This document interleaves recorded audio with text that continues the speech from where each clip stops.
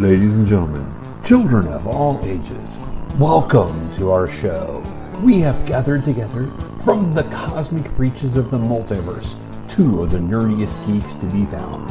We proudly present the Professor and her geeky girlness herself, Ace. And now it's time. GeekyKOOL presents Professor and Ace. Hey everybody, welcome to GeekyKOOL presents Professor and Ace, episode 65. Yay! I'm so shocked. You know what shocks me the most about being episode 65 is that people still watch me. People are still watching you and watching us, and we're well, they're having a good time. No, I don't. Yeah. I get.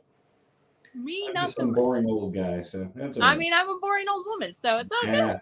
That's not true. But anyway, but here we are, episode 65, and so we were pondering what to do, and AJ says to me, "What if?" Yeah.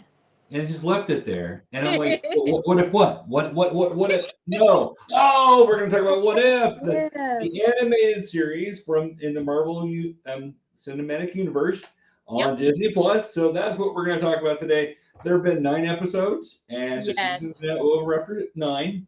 Sad that it ended at 9, but I know there was originally there was supposed to be 10. One of them got cut, so there's a scene in the final, and we'll talk about that later. But you're like, where do these two people? What is the story with these two people? Right. And it's because that got cut and pushed back to season 2. But good thing we get season 2. That's right. Right. So the concept of What If is basically just that.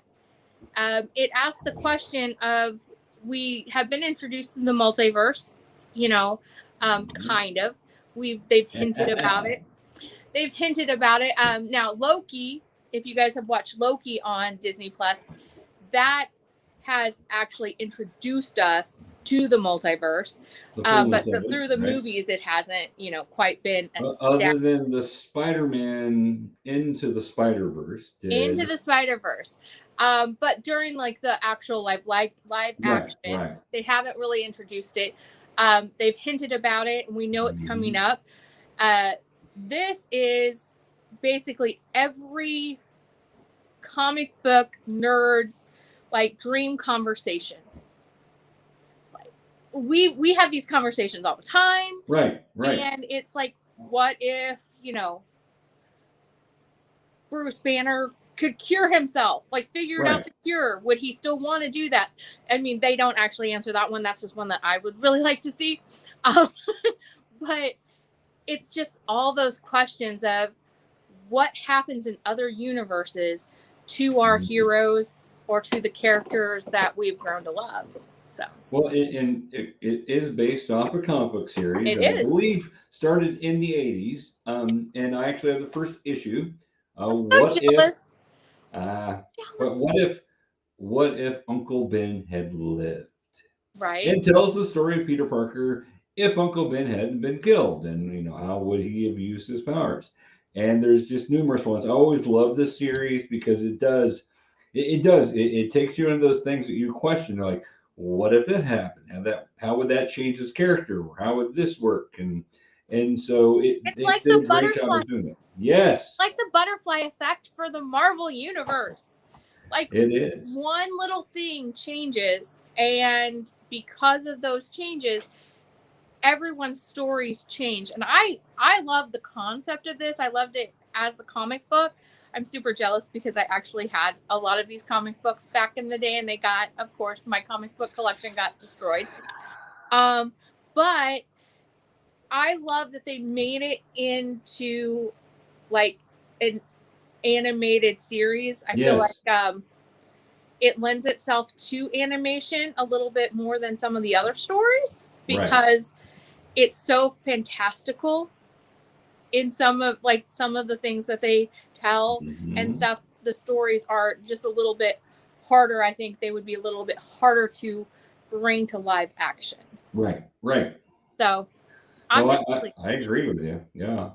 So, but the animation is done really well, and we're going to talk episode by episode for What If, but if you guys haven't seen it, just know that we're going to have spoilers. This is a full review.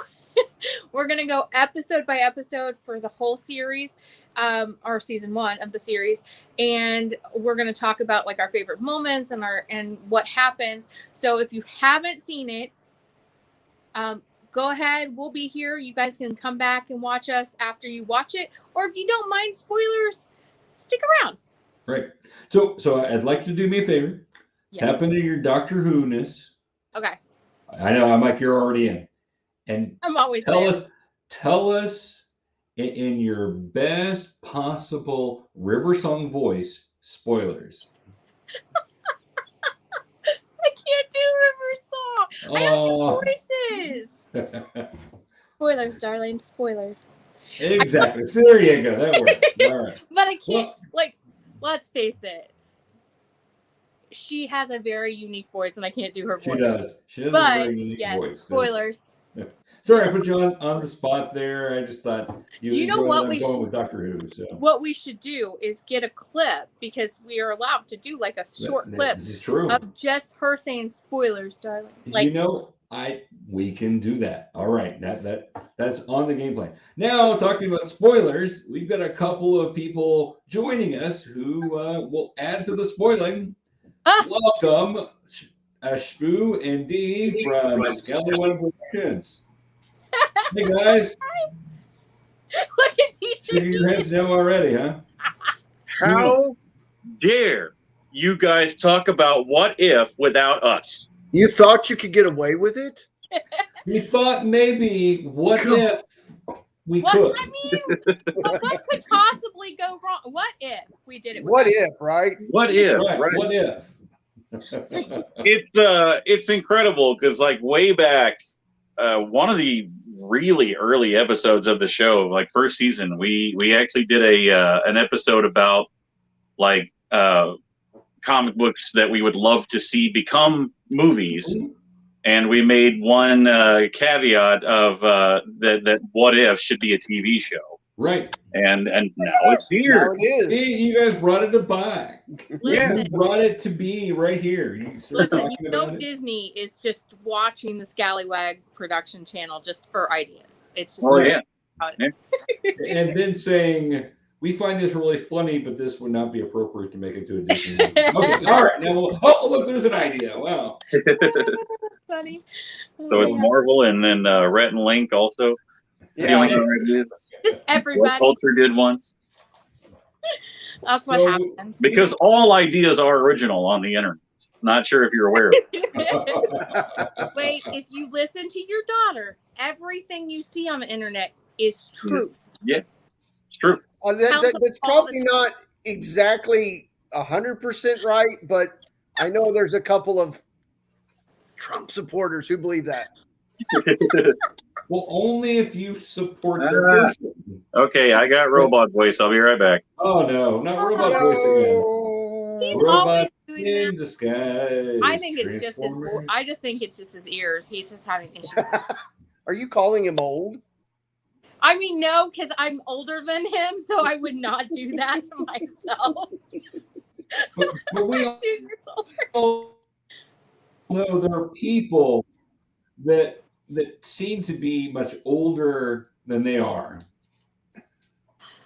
And then there's me. Is that what you're saying, Professor? Yeah, well, you're youthful. You're very youthful. I'm very youthful. Oh, that's sweet. So, I'm not when I'm old and cranky. Poor Shpoo has to put up with me all the time. He knows. Well, it's a give and take. She's got to put up with me as well. So. Oh yeah, that's way more intense. He can tell you all about that. I'm a saint. Oh. I don't need to say anything. I just nod. Oh, okay. So, guys, you joined us at go from there because we haven't actually. We've talked about the premise of the show and we've given everybody their spoiler alert. But we're going to walk through episode and talk about what we liked about them. And there were some good moments. I know there were. So, you guys ready for this? Yes. Ready as I'm gonna be. We need to try to keep it, within 20 minutes an episode. Oh, that's not it. But we probably, just don't kill it. Don't just stay on one episode here. We're gonna have to move along a little bit. So, yeah. So, episode 1, little Captain Carter. I mean, Captain Carter. Not Captain Caveman. wrong captain. Wrong captain. All I can say Wrong studio. So what? There you go. Very nice. What if Steve Rogers didn't get the serum and Peggy Carter did? That's the premise of this one. That's the premise. And I love Peggy Carter, so I'm so glad they went to this well right away. Right? I mean, talk about a powerful woman like Captain Carter. I'm remiss that they didn't call her Captain Britannia. I know. I was waiting for it. That especially was after. And now that they've got the rights back from Fox, they can use that word. Well, especially after they name dropped him in Endgame. Right. Well, he probably will be there, so I'm betting they didn't because they didn't want to get it confused. That's probably why they didn't want to confuse it for when he does eventually show up. Right. Yeah, but still, this was a what if. This was a brand new universe, multiple universes. This was the perfect opportunity. Yeah, then you could have thrown in some. You could have had somebody quip like, "Why does that sound so familiar?" Right, easily. Yes. What's going to be weird? Bucky could have done it. Yeah. What's going to be weird? This is kind of just overall season, but like some of these things will have. They've already said will have effects on the MCU proper. Right. And and it's for all the shows as well. But like, if you haven't seen them, we've officially reached a point where, X movie isn't going to make sense unless you've seen Y TV show. Right. And I think to some extent, sorry, AJ. I think to some extent that they were wanting to do that with Agents of S.H.I.E.L.D. and it just fell on its face. Yeah. Well, and there was a disconnect with Disney and Marvel Studios at that point, where that was season 1. They actually did connect and everything else. Later on, they brought some of that connection back, but they decided to, and I think part of it was because of the Netflix stuff. They didn't want to make it necessarily canon. Yeah. And in the proper MCU, Netflix. they moved that out. Well, and as the news is saying, pretty much all those guys are back. So they just had to wait until the rights expired from Netflix. Rights expired, exactly. But anyway, I would pay very good money to see a live action Captain Carter movie.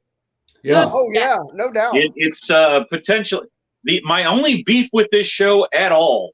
The episode should have been an hour long. Right. 30 minutes. Everything was so rush. And I want to see more. They kind of crammed a lot in 25 minutes. Especially like that one was one of my premise-wise. That one was maybe my favorite. Yeah. But I loved how they just something about her in that role was just amazing, and I could I know the actress, so I could picture her in the role, and so I can kind of visualize it in my head as live action, and yes, please. Mm-hmm. You've got the Hydra Stomper, you've got her being awesome. The whole thing would have been amazing. Yeah, I agree that I felt like a lot of these episodes they jump from point to point so fast that you don't get to enjoy those moments as much because it's 25 minutes and it's but no, this was a good start for this show. It was a great start. Yeah. I think it was a great starting point. Yeah. And you have the Watcher who's watching all these different he's watching the multiverse, so he sees all the stories and stuff. But what? With two exceptions, there's a fun little I don't know if you'd call it an Easter egg or whatever, but like, so knowing where the season has gone now, go back and watch it again and you'll notice something very fun. With the exception of the zombies episode, and I want to say it was Party Thor. Yeah. Those were originally supposed to air the other way around.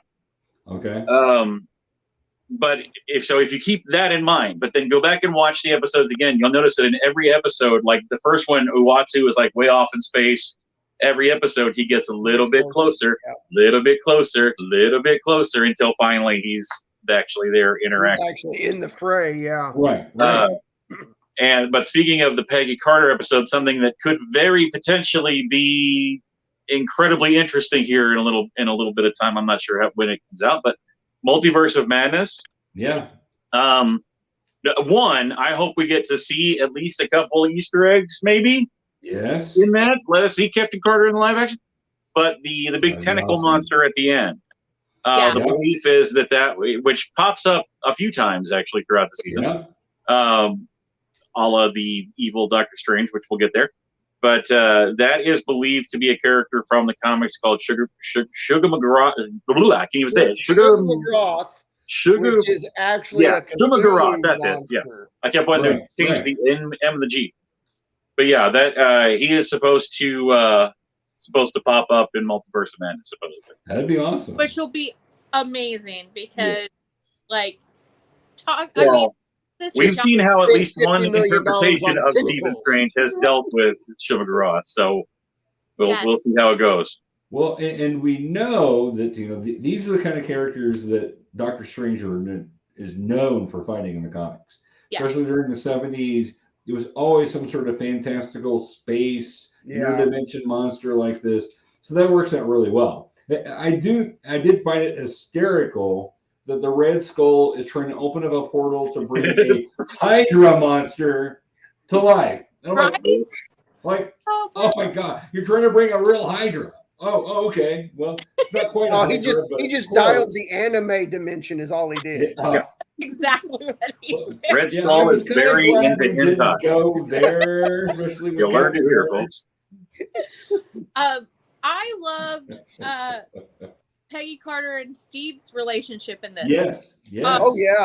Because you see so much for when he's Captain America and she's still Peggy, but to have the roles swapped. What's great about that is like there's always been kind of a thing whenever he becomes all Captain America and everything, that she goes up and she's talking and she does that thing where she touches his chest and everything, and so you're like, okay, is she only pining after him because he's hot now? Right. But then you actually see with the roles reversed that she still falls for Steve. That was the important part. That to me actually made the movie. Like the geeky kid gets the win anyway, even if he doesn't take the serum. Well, perfect. And I loved it because I could make a very inappropriate joke right now, but keep your tentacles to yourself. I loved it because it showed you we're so used to Steve being Captain America that we forget sometimes that he was a hero and is and very brave in his pre-Captain America form. And this shows you that even though he doesn't get the serum, he still wants to be a hero. He still wants to fight for the good. And it brings back his whole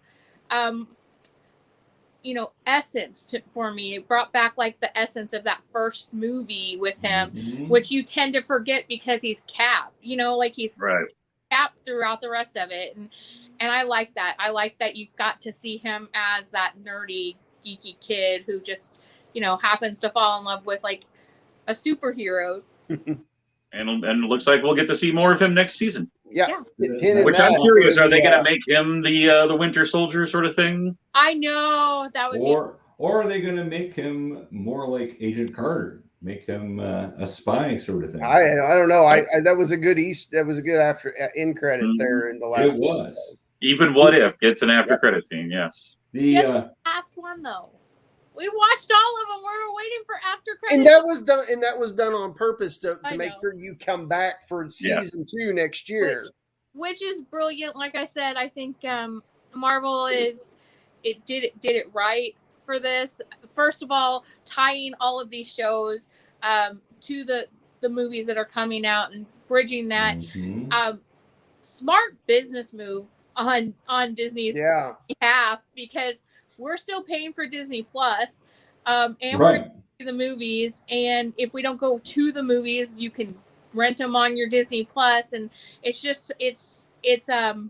your one-stop platform, and it's such a good business model. But I just love that they're going to intertwine all these things. It's the one-stop shop for all things Disney. I think they learned a lot in the first few phases and once all the pieces came together and they were able to get the vast majority of Marvel's catalog back underneath the House of Mouse, you're going to see a lot more of these. Yeah. Like Shpoo said earlier, to know what happens in this movie, you need to watch this series on Disney Plus. Yeah. And that one will lead to a movie like 2 years down the road. There was this one little scene in this one episode of this one show that is like a complete setup for this. Well, perfect example, Loki. We get introduced to Kang in Loki. Yeah. And he's the catalyst for phase and not 4. not even the bad Kang until the last episode. Right. Just like the first Kang, I was like, yeah, okay, he's a jerk, but he's not all that bad. He's not Kang. And then, well, if you if you do away with me, then I can't stop what's going to happen. And then, bang. It's kind of like, lesser evil. Yeah. The evil versus the evil you don't. You don't know. Yeah. That's true. Yeah, I really love this episode. I love that they brought all the characters back in. And I really like the fact that they pay homage to how when Cap comes back and gets unfrozen, that he's still in love with Peggy, he's still taking care of Peggy, goes and sees her, and they kind of talk about that a little bit, like, he's in a nursing home or whatever it was that they said. I'm like, oh wow, so that they have that whole symmetry of bringing it back. Yeah. All right, well, let's move on to episode 2 then. And episode 2 is what if we got a different Star-Lord here? So what are we doing? Yeah. Chadwick Boseman played this Star-Lord phenomenally, knowing that this was the last thing he ever did was record these episodes for Disney, knowing how much pain he was in, the fact that he brought his A game to an animation. Yeah. I give credit where credit's due. And it's a wonderful kind of send-off too. It's like, what if T'Challa became Star-Lord? Well, he would have pretty much saved the entire galaxy. Right. And everyone would be happy. And Thanos is a nice guy. And everything becomes perfect. That's what if. Well, almost. Right there. As amazing as the whole setup was, Thanos in this episode stole the show for me. Yeah. Yes. Because he was like, well, yeah, I would have been right, but... Yeah. I think my favorite part of that was, are you crazy? Not crazy. Just mad. Just mad. Yeah, no, this was great because it shows that just like, the Ravengers made a mistake, picked up the wrong kid. And everything's changed. Whereas there was a love-hate relationship, with Peter growing up and becoming Star-Lord. This showed that maybe he was just a really difficult child. Pretty much, yeah. Yeah. Well, it's a bad teenage years. Yes, they didn't have to worry about violating the Ravenger rule because when they realized they picked up the wrong one, they definitely weren't delivering him to what was the line? He's got 2 eyes, 2 ears. He's got the 5 holes. Yeah. Yes. They all look the same. They all look the same. But it just shows the power of like one person. I think this showed the power of him not being the Black Panther, you know, like just being a good person, and to the point that he changes his Thanos mind. Like he literally talks to Thanos and is like, you know what? There's a different way, and Thanos is like, you know, I'll give you your way a shot. Like how. Not only talks him out of his whole Infinity Gauntlet conquest thing, but like look at the picture there. Nebula has hair. She's not filled with mechanical parts. Yeah. So like change Thanos entirely to where he's not even constantly experimenting on Nebula. Whatever. He's not a cruel tyrant anymore.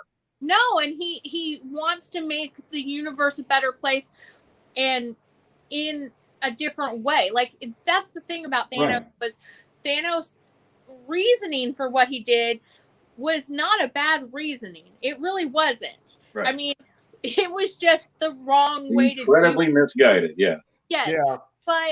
But this shows that, like, you know, one person can change somebody's life to the point that it changes their whole mentality. And that was amazing. And seeing Thanos not only be not a bad guy, but be friends with people and have friends and also respect someone so much that's, you know, younger and just a good person. Even to go as far as potentially sacrifice himself for the rest of the team. Yes. Like he's a team player. Like who would have thought Thanos was a team player? Right. But in this universe, he is. He's like he is, yeah. And it was just, I think he made this episode fun for me, and I really liked it because I always say my favorite part about villains is if you have a villain that you can kind of see in their own mind and in their own world, that they are not the villain, that they are the hero. And this kind of shows you that the other side of Thanos that we don't get to see because he has this mission to destroy half of everything. Right. This says, okay, well, you know, he just needed one person to talk to him and change his mind. But no one did that because he's Thanos. Yeah. And wouldn't you like to see that episode? Oh, yes. Oh, yeah. Right? How does I also want to give props to the props to the collector in this episode. Yeah. Right? Plus, it was the first of the season of multiple episodes of the season that had a character that definitely needs more MCU screen time. One Mr. the Duck. I was going to say, Howard the Duck came back. Yeah. All I can say had quite a big role in this one. When you're out of luck, always go Duck. That's right. So we get to talk about Howard a little later on in another episode. Yes, we do. There just needs to be an MCU Howard the Duck movie. It needs to happen. We already have one. Even an MCU series, I'm fine with, or a Disney Plus series, I'm fine with that. Just give me more Howard. Voiced by Seth Green, I love it. If you're gonna do it right, it really probably needs to go over to the Hulu side at this point, since that's where they're putting the more adult versions of some of the shows. Right. The plan at the moment. Now there's also talk they're going to just merge them both together and make more of a more mature, not sexual necessarily, but more mature. Because Howard the Duck character, to be done right, has to have some adult humor to it. So but offensive. Just make him a member of the Guardians of the Galaxy. That would work. It could. I can see that happening actually. But I mean, he's had enough dealings with them. He's been in both their movies already. So make it official. Make him one. Put Cosmo in there too, and we're good. Yep. But no, the collector was really cool, and I liked the all the Easter eggs, like when they are, There was an X-wing. There was an X-wing. The collector has an X-wing. Yes. So our first official MCU Star Wars crossover. Sort of. But like just all the Easter eggs in at the collector's place was just fun. It was fun to go through and try to figure out what we didn't see, and then go back and watch it again and that sort of thing. But no, I really enjoyed this episode. Like I said, I think Thanos was my favorite part of this episode. Yeah. Well, and Thanos with like interacting with other people was just fascinating for me. Thanos in the Wakandan palace at that banquet was just hands down one of the best moments of this episode. Yeah. It was priceless. It was just like, oh, okay, yeah. No, okay, yeah. It was, I just kept going, yeah, okay. Really? Thanos? Okay. Mm-hmm. I was waiting for him to turn, but he never did. He's just a good guy in this one. Like, I want to see good Thanos fight bad Thanos. That's what I want to see now. Not the one that died. There's more Thanos. Like, there's always more Thanos. Hey, I have to ask real quick. Is my screen just frozen, or do we just still have the picture up from the episode? I still have the picture up from the episode. So. Okay, I'm just curious. I was like, that's usually it goes up for a minute, then it goes down. I was like, I'm just making sure my screen's not froze up or whatever. Okay, just curious. It controls all of that. I can't help it. I mean, it's fine. I don't have a problem with it. I was just curious. I was like, my phone rang twice while we were talking about this one, and it usually doesn't ring when we're doing this, and so I was like, maybe my screen froze up. I don't know. So we did have some technical problems right there, guys. So I apologize. Last I got was AJ was starting to talk about Thanos, and it froze up. I'm still on your loaner laptop. My laptop is not only in the shop, but I was told it's going to need a new motherboard. So. No. Well, it's all paid for because I have an extended warranty with them. So it's going to take more time. That's luck. Otherwise, you would just pretty much need a new computer. Yep. Right. And you can replace a motherboard, but it'd be about as expensive just to get a new one. Right. Hey, there we are. Hey, there we are. So sorry about that, guys. So okay. Because I'm hosting, probably everybody that was watching missed that. So. Okay. Well, I mean, we talked about like just Thanos being in this episode was fun because he is a good guy. Right.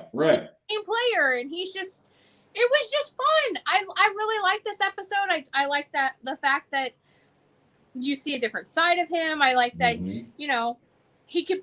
It just shows that he could be talked into being a good guy, like literally persuaded with words. Yeah, he just needs somebody to listen to him. That's all. He just needs a friend. He did, yeah. I think this may very well be the first time that I've ever watched a show that's essentially an anthology show. And you ask me, what's your favorite episode? I honestly don't know. Right. Like, I mean, every episode, I'm like, oh, God, that's one of my favorites. Get to the next one. Oh, that's one of my favorites. Get to the next. Oh, that's one of my favorites. Each episode hit on different aspects at the right time. There was maybe two that I wasn't like. I can't say I didn't like them because I did, but I didn't like them nearly as much. Mm-hmm. But like to me, the Doctor Strange episode was kind of slow. I loved it. It was slow. Well, it didn't make a lot of sense. Like I don't know.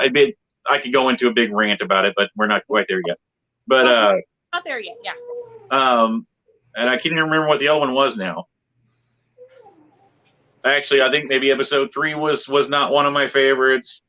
But I don't know. There was a couple of them where I'm just like, it was okay. It was good. I mean, even the ones that I didn't like as much, I was still like, oh my God, that was awesome.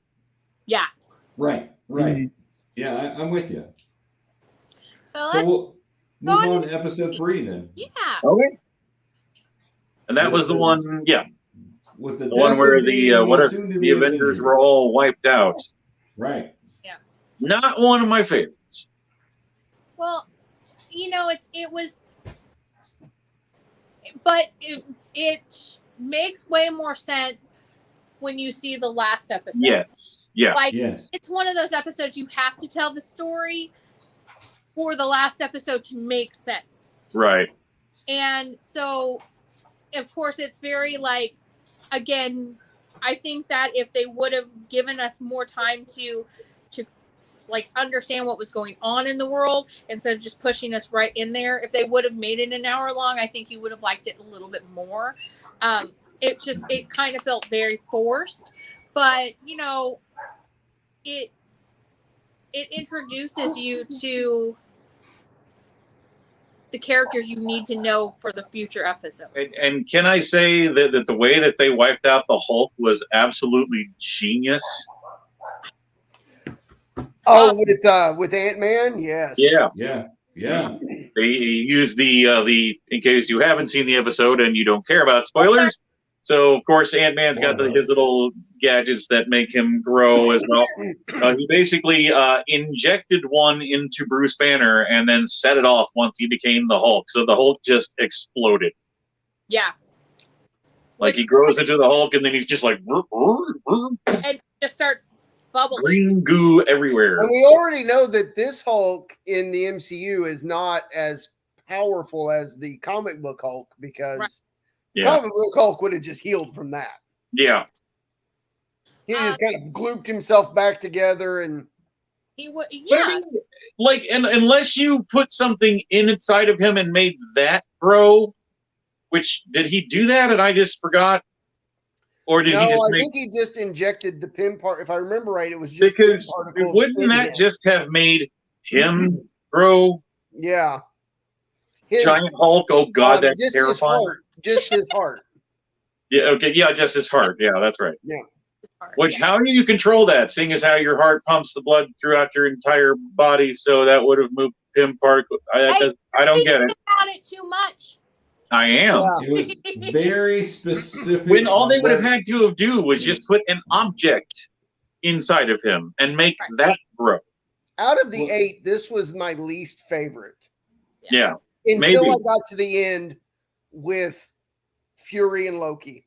That was awesome. Yes. That was a lot of fun. But like I said, this one was my least favorite too, but it sets you up for what happens in the future on this series. And so it really felt like a true what if from the comics though. What if I don't think I think the Strange one was my least favorite, but this one, like, just because I love, the whodunits and that type of thing and trying to figure all of that out. But yeah, this was definitely lower on the list for me. Right. I felt the same way with it, yeah. But it's still good. It was still a good episode. It was still a good episode. Even my least favorite of the season was amazing. Right. How do you kill all the Avengers before they become Avengers? Yeah. Exactly. Well, here you go. So and how that affects the world and how that affects everything. That's what I never understood about Thanos. Like after he has the stones, just go and kill them all, and then you don't have a fight, and then you just, then you snap and nobody's there to fight you because they're not the Avengers. Yeah. Right. But no, I liked it. It is my least favorite, but I still really enjoyed it. And you have parts of the storyline that are important later on, and so that's kind of the thing. No, it definitely did set up the later episodes. Yeah. It was a little hard to chew through until, like I said, the end when Loki starts just smacking Pym around and Pym's like, how are you? You can see the thought process. Pym's like, how are you seeing me? Yeah. Right. How are you doing this? Loki posing as Nick Fury versus Hank Pym. Yeah. That was in Yellow Jacket form, by the way. Yeah. Right. Which this was the first episode where I first noticed it. I don't know if it happened before this, but can I say props to the cast? Because not all of the original people returned. No. RDJ didn't come back. What's the deal? What's their grudge with Iron Man? The only episode that he's in that he didn't die in was the very last episode, and they left his ass behind. They didn't get it, but they just keep killing off Tony Stark. Maybe they're just upset because RDJ is not going to ever come back. But the guy that they got to play him sounds real a lot good. like him. Black Widow, same thing. It's Lake Bell is actually playing Black Widow in most of these, and sound like we were sitting there like, oh, that voice doesn't sound like so and so, and then it turned out that it was, but then the one that we thought was the real person wasn't. So there's a handful of them. Tom Holland. Tom Holland had he was doing something else, so he was so Tom Holland, Natasha, RDJ, a couple others, but I forget. But none of those. The only one that stood out like a sore thumb was Ultron. Yes. He was trying so hard. Yeah. To sound like what's his face and James Spader, and failed miserably. Yeah.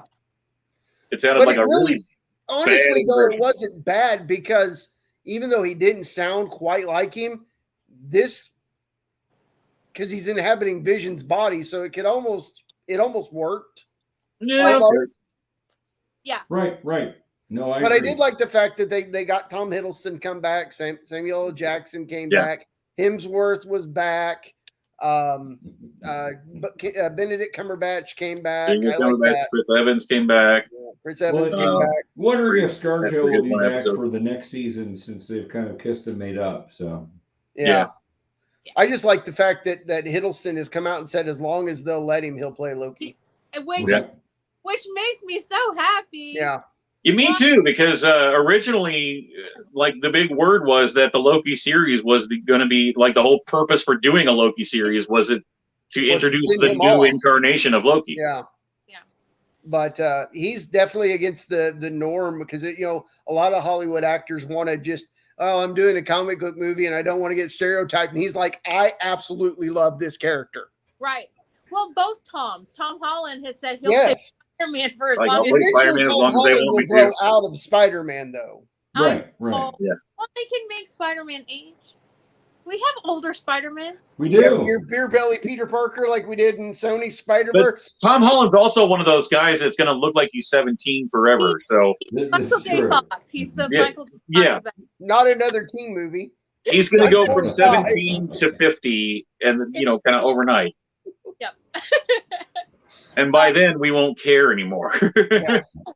Like 50-year-old Spider-Man, I'm in. All right, what you doing now? I love Tom Hiddleston so much as Loki. He's like, I can't imagine anyone else playing Loki now. You can always do that. Like, who would you have play this part if this actor decided? Loki. I'm like, he's my Loki, and I love him. So like, I couldn't honestly see anybody other than Ryan Reynolds doing Deadpool. Yeah, in the conceivable future. Yep. Yeah. And that's the thing. There's certain actors that they just fit the role so well, and Tom does that. And I'm just glad they're not doing away with this version of Loki. Yeah. That made me happy when I found that out. So as we do through this through the multiverse, I'm really hoping we get a scene of Chris Evans being Johnny Storm. Oh, that would be that would be amazing. Like a face-off. That would be fantastic. Either that or like you look like Captain America. Thank you. I'll be here all week. I see what you did there. It was bad. You're so cheesy. Now, what I should have said is, you could say that would be awesome. Oh yeah, yeah. Oh all right, let's go on to episode 4. Doctor Strange. Remind me which one. Okay, yeah, I was about to say, remind me which one it was. Well, I'll pull the picture up for each one. Yeah. So cool premise. Love the end of it. The rest of it made no sense. But the fact that he kept trying to bring the love of his life back? I know. Yes. Because one, there was absolutely, you show me one scene from that movie, any scene from that movie, that even remotely suggests that she's the love of his life. Yes, he likes her. Yes, they're kind of dating on and off. Love of his life? Not so much. But this version of Dr. That Strange, version, okay, but I'm saying we have no grounds for that to stand on. Like, you could say, well, we need to, again, if this was an hour-long show, they could have been like, in this world, they were inseparable, which I guess, okay, even the fact that she was going to that dinner thing with him to begin with, when in the one that we got initially, he was never even invited, let alone didn't go. But so obviously that's the setup here. But we're just kind of dumped in and just being like, okay, so hey, remember that scene where they're going to this party together? No, because she didn't go to it because they're not that close. Well, because they're like an on again, off again relationship in the version of Doctor Strange that we know. They're like people that are kind of sort of on and off dating, not even like a boyfriend, girlfriend, love of your life situation. They're just kind of like. I can see that, but I think the bigger picture of that is there are and to AJ you did earlier, did River Song or tried to, is the whole concept of there are just points in time that are fixed and there's nothing you can do about it. Yeah. And then, here Doctor Strange come along and is like, try me. Right. Yeah. I will say, when I say like I like the ending of it, I like, okay, the fight scene, sure, that was all cool and everything. But like the part that I truly liked was you see Wong come in when he's sitting there messing with the time stone or whatever. Wong comes in and he's just like, you don't want to do that. Why don't we go, do whatever. Yeah. And then so like after everything is said and done, like it comes back to that moment where he's just like, yeah, you're right. Like that should have been the end of it right there. Yeah. Or I guess technically was. But like they should have drilled that a little bit more to be like, all of the things that you just saw didn't even happen. Of course, they had to because we needed what's his face in the evil doctor in the bubble for the final episode. We got a redemption arc for him. So, yes, which my thing is, I love this episode. I love this episode. One, I love Doctor Strange. I love the concept of Doctor Strange. I love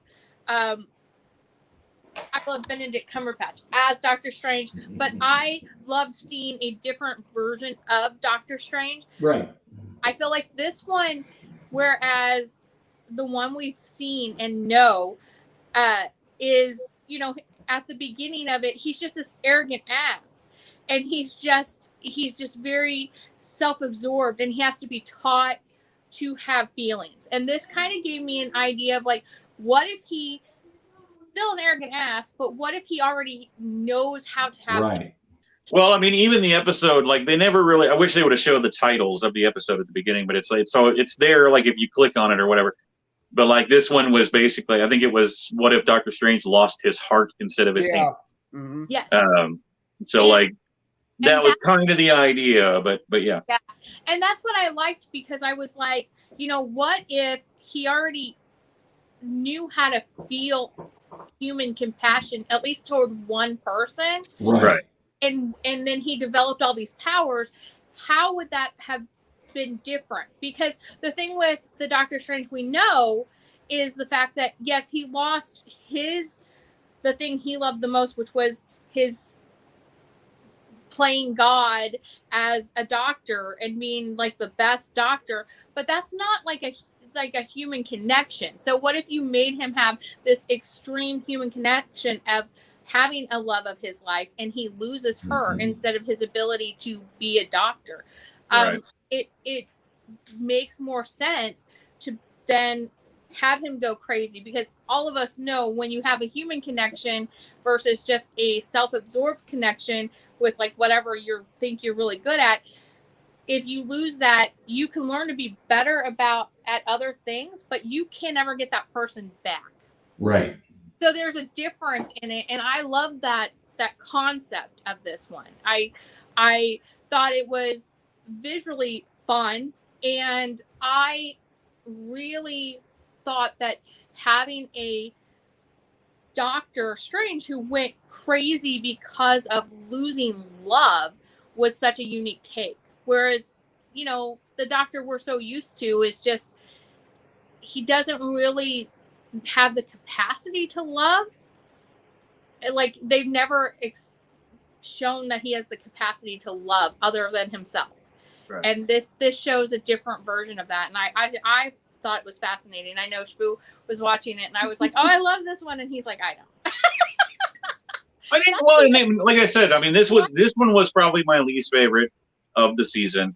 But even then, it was just like, liked it. For the first half of it, it was like, okay, let's all right, let's move along. Oh, okay, uh-huh. Oh my God, yeah, okay, right. All right, I'm on board. Yeah. So like, it was just maybe like the first. It was the repeated going back in time thing, and I'm just like, right, I don't get it. It was very Groundhog Day-ish, and I think they could have like about the time that he got to the temple, of Carmitage. That's the point where I started really kind of getting on board with it, and he starts like basically eating the souls of all of these like ancient magical creatures, including Shimagarath. Or at least a piece of him. Yes. Yeah.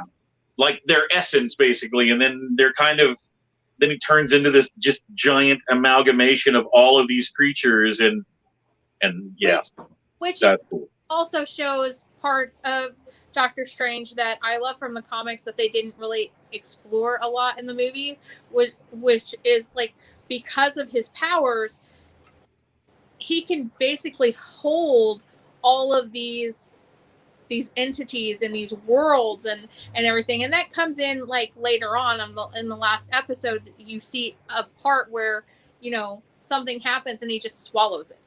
The part that I liked the most about that episode is it brought in something from the comics that, if some of the rumors are true about Multiverse of Madness, is going to play a very, very, very big part going forward.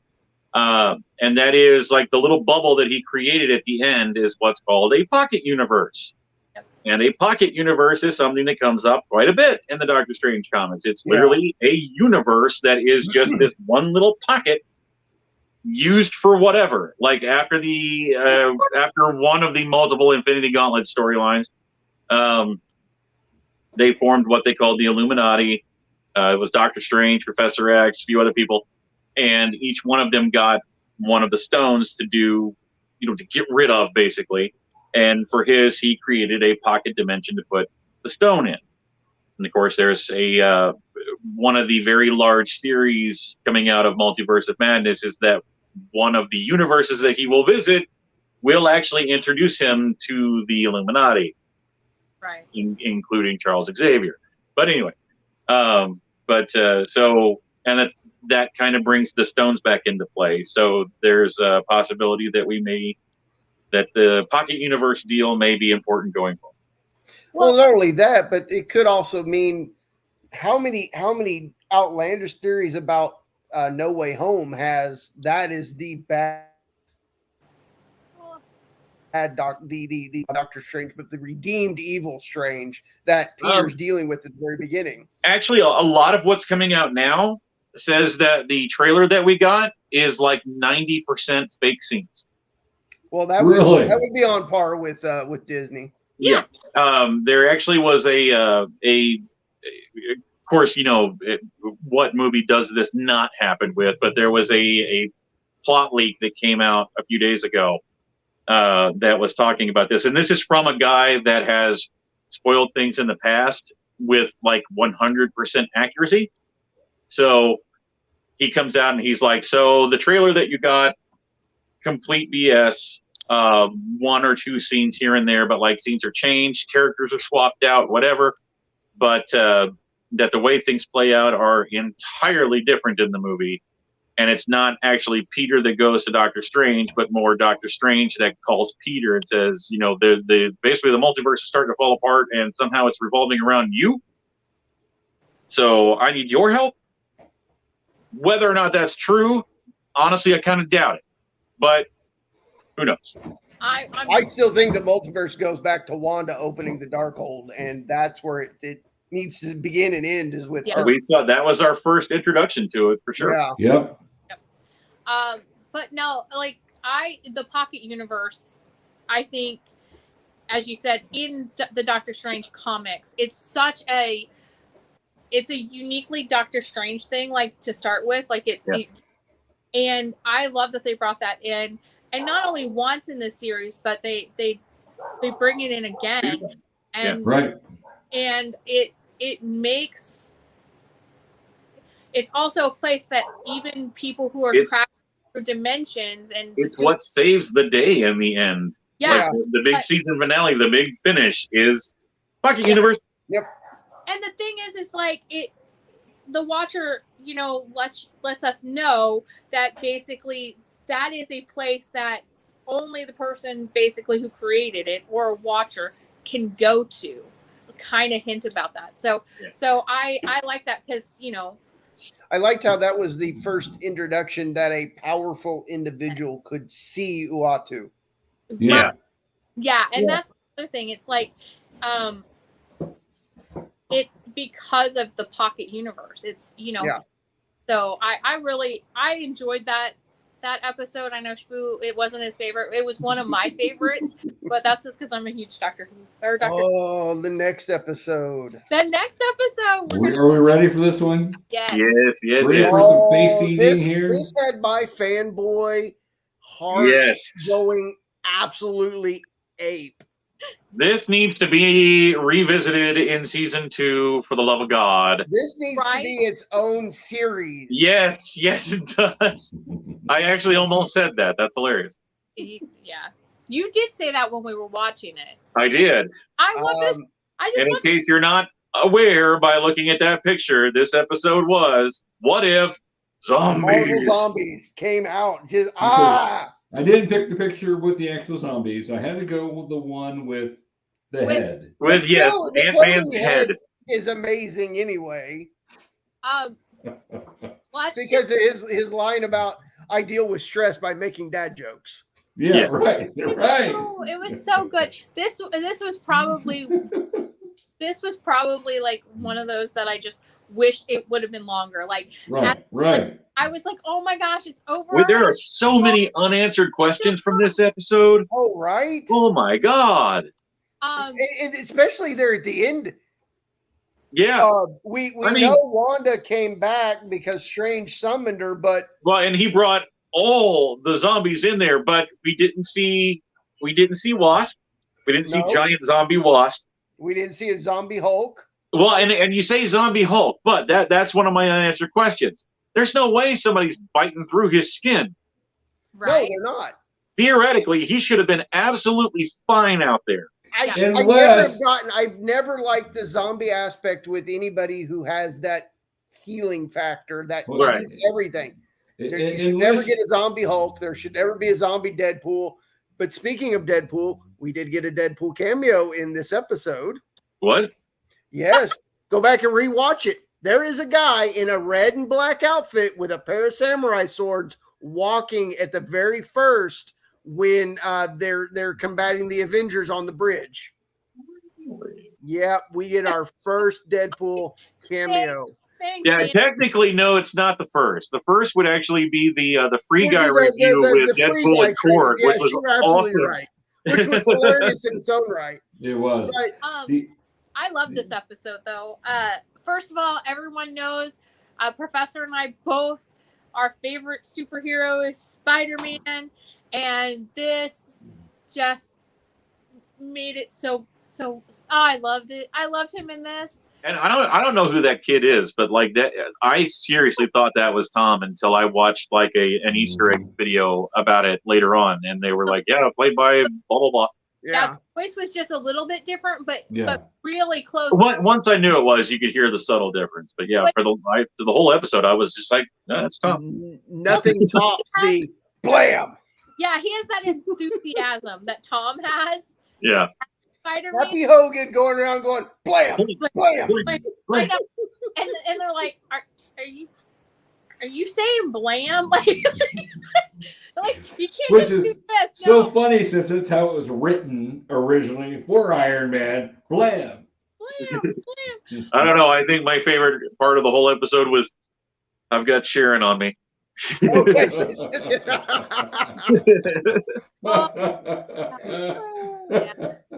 Cap, your time is up, and he throws the shield to Oh Cap. yeah, splits him in half with the shield. Which wouldn't have killed the zombie. Zombie Cap is still crawling down the down the subway.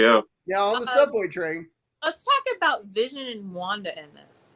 Wow. Wanda is terrifying. So you ever watch WandaVision and wonder what would happen if the other one died? That's oh my god. It's terrifying. Yes. Just the simple fact that was the conclusion that Vision came up with is we're not going to just feed her like just random people. I got to cut body parts off of them. Right. And then the terrifyingness when she flung open the doors and here is Scarlet Witch in the fullest of her anger and power. Because if you haven't seen this and you don't care about spoilers, I guess, they're not just mindless zombies. One, they can still think, they can still strategize, and if they have powers, they still have their powers.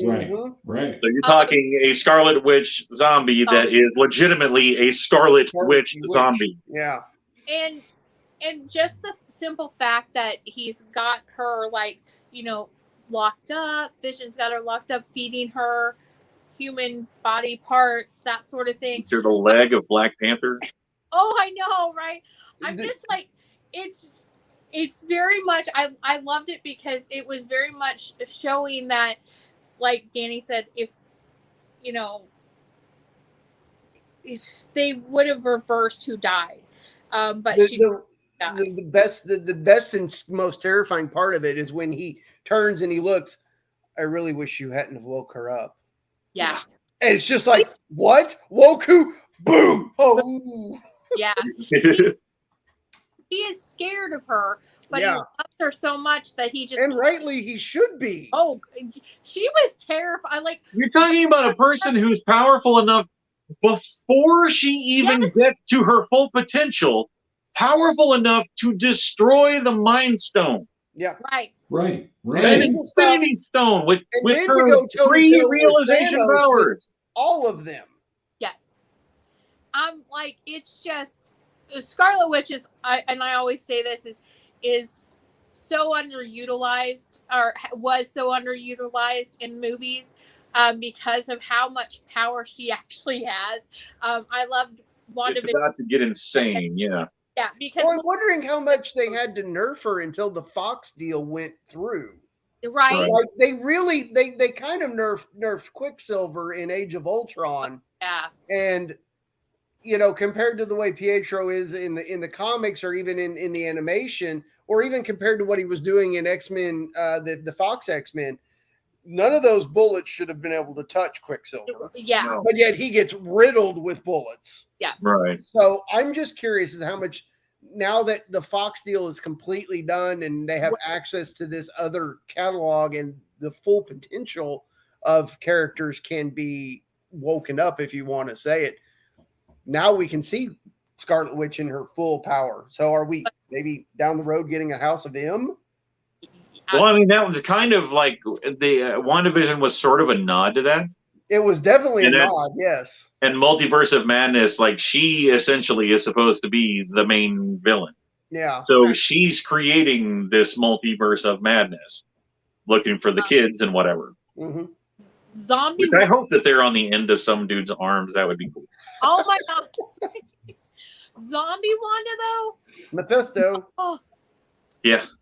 It was so amazing, and it was like I remember watching it and just being like, they bring her out and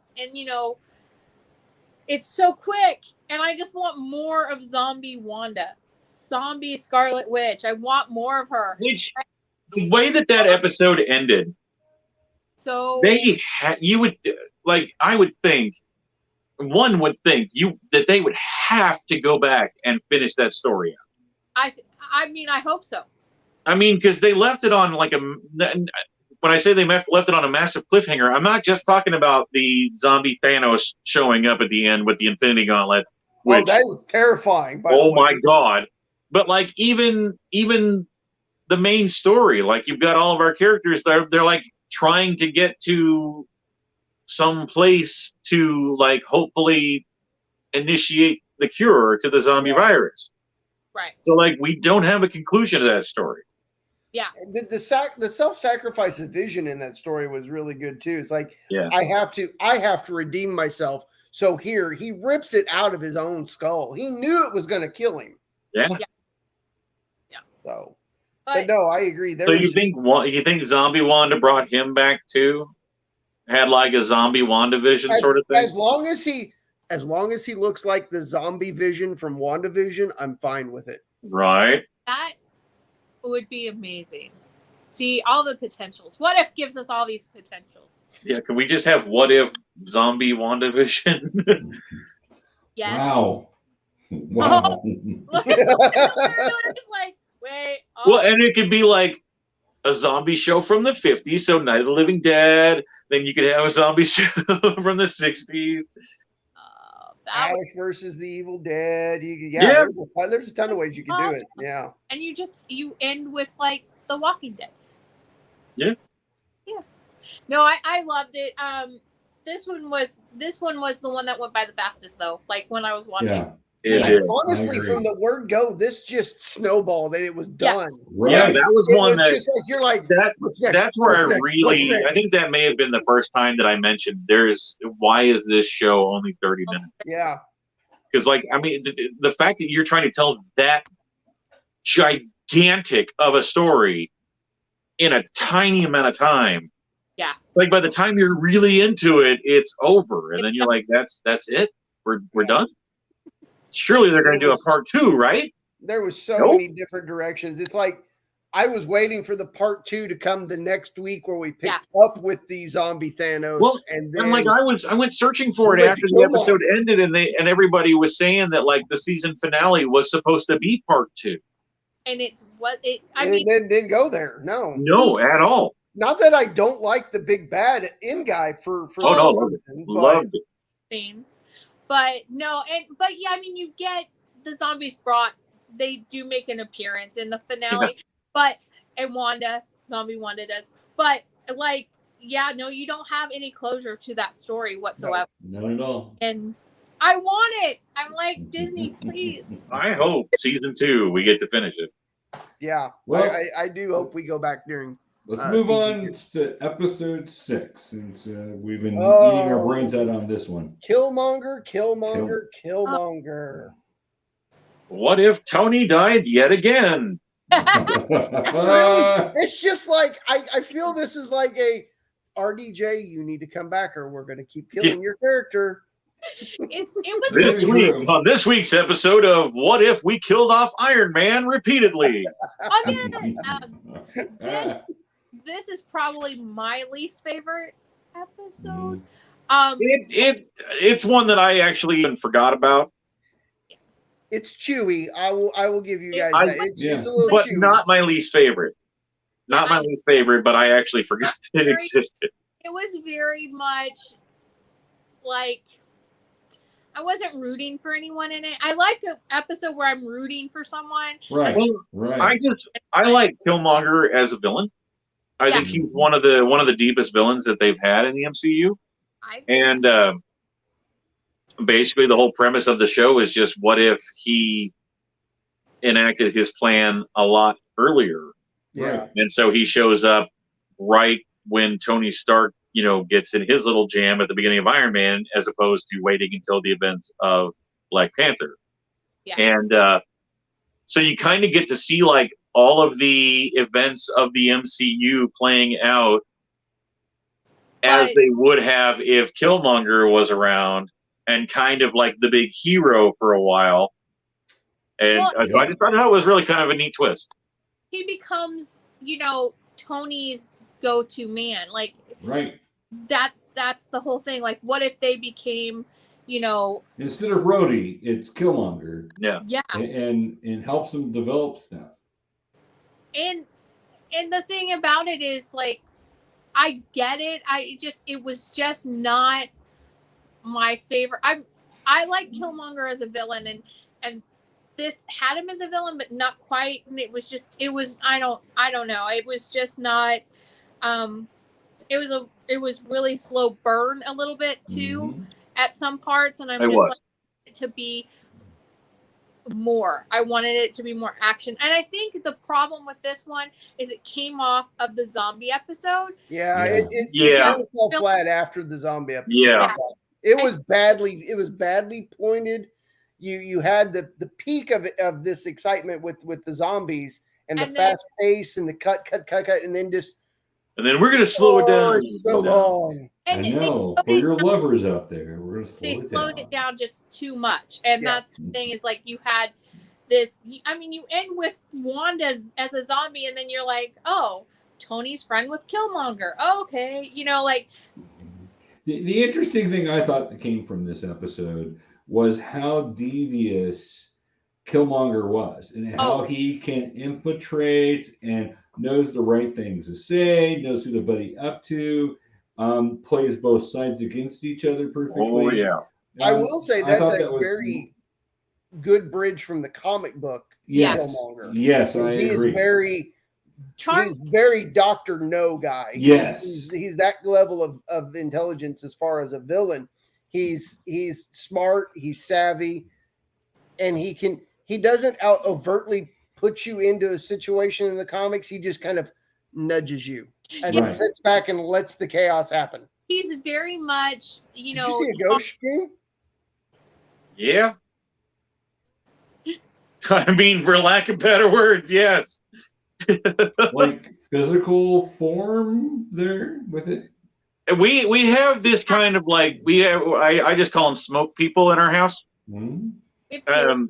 I've never seen one like in the studio here. Usually it's just like walking up and down the hallway, but like I saw it over by the other chair, and then the chair actually like turned, like someone sat down. I'm just like, okay then, hello. Yeah. Why didn't you flip the camera? Because it'd probably go flying if I tried to. This thing does not hold my camera very well. We could have changed this to a Halloween episode in a dime. Talking about, did you guys see the trailer for Scream? Yeah. Yes. Yeah, I did. And hang out some night because it's a nightly occurrence. We see smoke people all the time. Hallway. They like to play with our toys, our like collectibles. Yeah. Fortunately, they haven't knocked stuff over in a long time. They haven't. You feel somebody sit on the bed with you, like you're laying in bed, and it'll just be one of us goes to bed before the other one, and both of us have felt this where we think the other person has gotten into bed. You like roll over because you think they've come to bed, and you're like, nope, nobody there. Okay. Nobody's there. I'm like, get off my bed. I'm the bossy person. I'm just like, okay, you can't be on my bed. I'm sorry. No, get off my bed. And you feel like something get off the bed. But yeah, no, I love that we got to see Shpoo's face when he like watched something. And I'm just like sitting there like just several minutes just looking over there, and then it was like, yep, okay. Like I've seen that face a few times. I love that he knew. But going back to the show, this one I actually do feel like the order of the show hurt this episode. Just much. I mean, the show was a good show. It just, like you said, bad placement. Yeah, because it big buzzkill from that from the previous. Yeah. Could have done well going after Doctor Strange. Yes, if they would. It could, or going before Doctor Strange, it would have been fine. But going after that. To be fair, I think any of those episodes, other than like the last two, would have kind of had the same effect. Going after the episode would have done okay. The zombies was just, if the zombies was an 8, the last two episodes were the 9 and 10. Killmonger was down at like a 6. Right, and it should have been. It should have been the. Well, I don't know. I really think it should have been the third to last episode, and I don't think it would have. The third to last was what? Party Thor. I think Party Thor could have gone. I think Thor was fun. It was enough. It was tonally different enough that I think that Party Thor could have gone after zombies, and it worked. And it worked. And isn't the Which ones were switched? Zombies and Party Thor. Zombies and Party Thor were flip-flopped according to reports. So wait, that means that it should have been Zombies, then Ultron. Yeah. Right. Which would have made a lot What more were you sense thinking? with Strange opening the portal. Yeah. So, but I mean, it wasn't bad. It like I said, the Killmonger episode wasn't a bad episode. It just was compared to the freight train that was the zombie episode. It was just too drastic of a tonal shift. Yeah. It was like a freight train versus a handcart. Exactly. Yeah. Exactly. It's just, So there were cool things in this episode. I did like the ending where you have the girls teaming up at the end. Shuri and Pepper. Yep. We get a call back to that later on. We do, but I love that because I'm like, oh, I want to see that. Okay, now you built that's it up. The story I want to see. Right. That's got to be in season 2. I hope so. I'm hoping they go back to a lot of these because they give so many things. Here's all the little side stories that were implied but not seen. Right. They left so many tidbits just dangling, and well, that happens with What If in the comics too. I mean, you get a it lot does. of It does. So, but a lot of times in the comics, they did go back to it too. Mm-hmm. Well, hopefully we will. But let's move on to Party Thor. This was just a fun episode. It was, wasn't it? I'm just like, what if Thor was a frat boy? Like that's right. Should have been, right? See, I think they should have just called it "What If Easter Eggs Were Everywhere." Yes. And they were. They were just. And they were. Here, oh there, my some back God! behind you, some in front of you. They were everywhere. Let's talk about Thor and Loki in this. Okay, so here's my take. Brother from another mother. They work better this way than they do as actual brothers. Yeah. Yes. Because there was no resentment built up over the years and whatever. There was Loki is just still a frost giant, king of the frost giants. Yeah. And it worked. It worked. And it works. They're like best friends. And it shows you like this different I aspect. got robot voice again. Hang on, I'll be right back. Shows you this different aspect of their like what possibly could have been their relationship if it wasn't for their father. Like their how they were raised. Like if there wasn't this constant competitive nature in them, like they would have just been like total best friends. And I love that. I love that when he shows up, you have that moment where you're like, what are they gonna say to each other? And it's just like this. Yeah, it's the frat boy moment. It's the frat boy moment. It is. I love the whole concept of what if Thor was an only child? Well, whenever his father goes into the Odin sleep, and Frigga goes away for a little while, so Thor decides to throw a party on Earth, a party so massive that it almost destroys Earth. In his first party, he's destroyed other planets. Which we find out later that he didn't actually destroy it. The planet was going to blow up anyway. Yeah. But let's go down that road. The fight between Thor and Captain Marvel. Yeah. I liked the animation where it was like, here we go trailing over this country in Europe and this country in Europe. You see the country's name. I love that she goes and like Jane goes and tells on him. Yeah. To his mom. First of all, like I love that like, oh, my husband's asleep. I'm gonna go I need a vacation from him. Right. Where you're like, it's so real. The whole thing was just like an homage to like 80s movies like Ferris Bueller and like Bachelor Party or whatever, like just the classic trope of like through massive party, the whole place is trashed. Oh crap, mom's coming. And she's traveling through the Bifrost and whatever, and so she gets there and I'm learning the culture. I loved it when he's asking people to help him clean up, and they're all like, "Nope, we're out of here." And he's like, "My mom's coming. My mom's coming." And they're all like, "Oh, dude, no, we'll help you." Like, no, we ain't gonna let you ditch to that. No. And Darcy gets married to Howard the Duck. Yes. First of all, love Darcy in Vegas. Vegas. Only in Vegas. And is it just me, or did the Elvis that married them not look like Kurt Russell's Elvis? Yes. A little bit.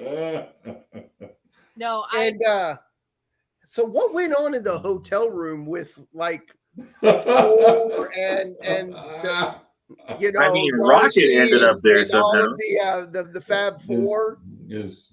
Yeah. Yeah, no, there's so many. what happens in Vegas stays in Vegas. Yeah. Even the What If universe. I'm just saying. Oh, and Kobe Smulders came back to reprise her role. Yeah.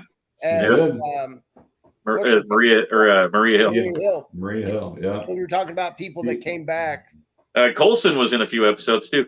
Yeah. Coulson was back. He was in the what was it the second episode where I think, wasn't he? Where the Hank Pym one where Hawkeye shoots Thor. Yeah. I love getting the tattoos. Yeah. Like the little magic and science magnifying glass. It was so much fun, and the thing is like it's not my favorite Thor version of Thor, but it made it gave you this comic relief. Yeah. In the series, but it also gave you an amazing fight scene between him and Captain Marvel. That's not even the half of it. It gave you the Collector as a DJ. Yes, it's true. And Jeff Goldblum Jeff Goldblum as the Grandmaster riding around on a little scooter thing, calling them. I'm taking these with me. Keeping the scoots. It was just like, what if everybody was friends with frat boy Thor? That's what this episode was. It literally was. I mean, there were so many. You had Drax, you had Mantis, you had no pooping the party. Yeah, no pooping the party. Yeah. But you just had this amazing cameos and Easter eggs and stuff, and everywhere. Yeah, it was mind-boggling. You could watch a scene and just be like, "Oh, I know that part. Oh, I know," and it was just really cool. And I really just like that Jane told on him. I feel like that was very Jane. Standing on top of her bed and just Heimdall. And Heimdall just slowly turns and looks at her like, I know what you're doing. Right. I love how Darcy was, especially when they're up in the shield copter, and Darcy's like, "Oh, is that what we're calling it now? Okay." It's like you just married a duck. But no, I agree. The fight scene was really good, really well done. You got to see two heavy hitters just slugging it out. Yeah. And really getting nowhere with either one of them getting anywhere. Yeah. Thor getting hit in slow motion though was pretty fun. Yes. Interesting also that Marie Hill's ready to nuke them both. Yeah. Right. And she's like, "Oh yeah, Captain Marvel will survive." And do you know that? I mean, we never get to nuke anybody. I know, right? That was never get George. I was this close. I just want to push the button.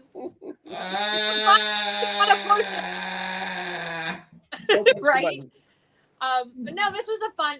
Like I said, I feel like this episode gave us that comic relief before really major serious kind of episodes. And I guess they left because the chair just turned back around.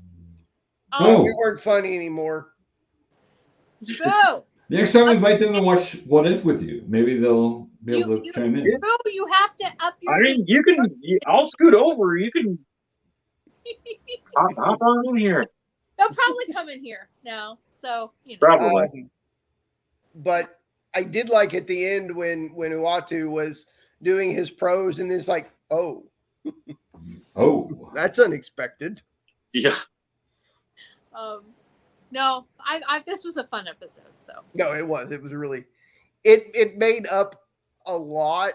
I'm not going to say it had the same energy that the zombies did, but when you put it compared to the Killmonger episode, it just you went up and then you were back. Now you're back up.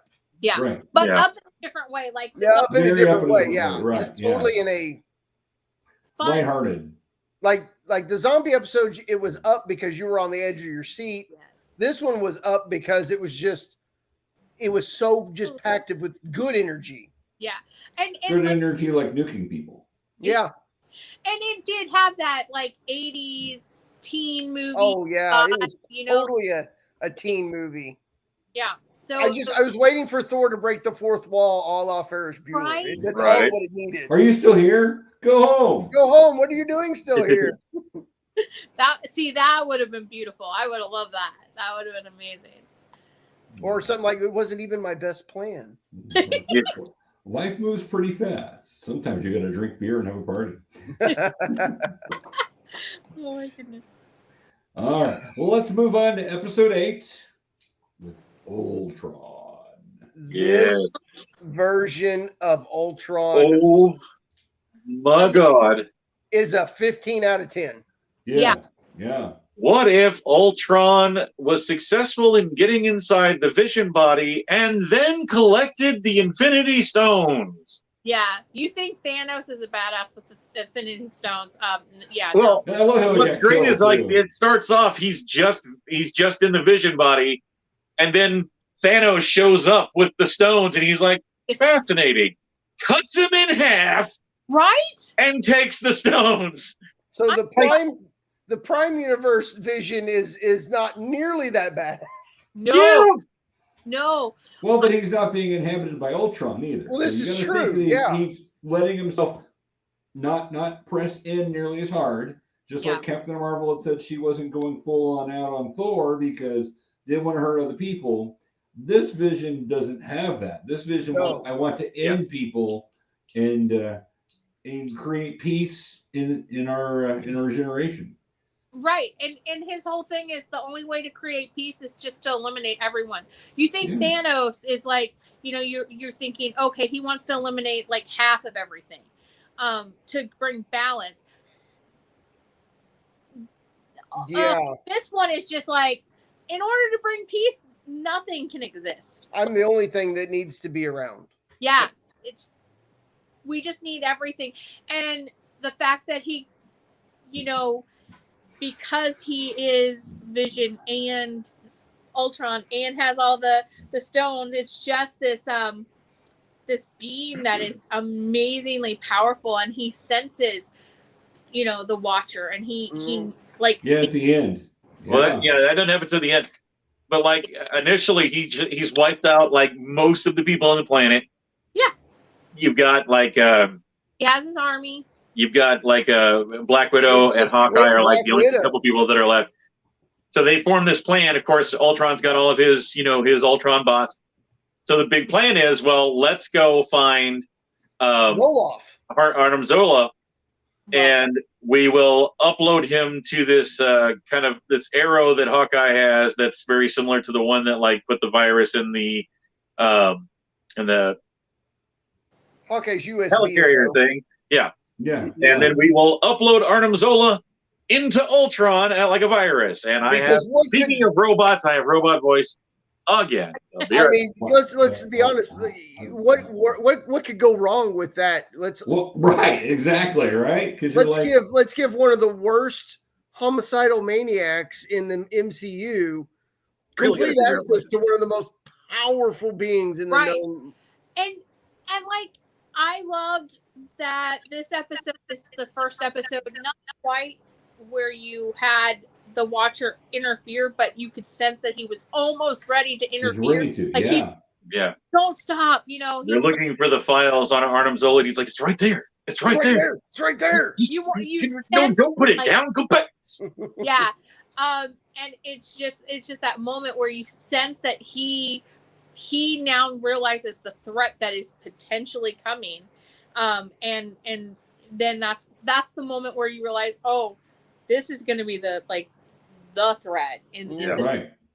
and because he's scared, he's worried, like he's watched all of these different versions of the multiverse happen and bad guys and all of this stuff, and he is never interfered. Like that's part of his thing, and what's crazy is it ends up kind of being his fault, because like Ultron finally, he wipes everybody out or whatever, but then he hears the Watcher kind of like narrating, and he's like, "Who is that?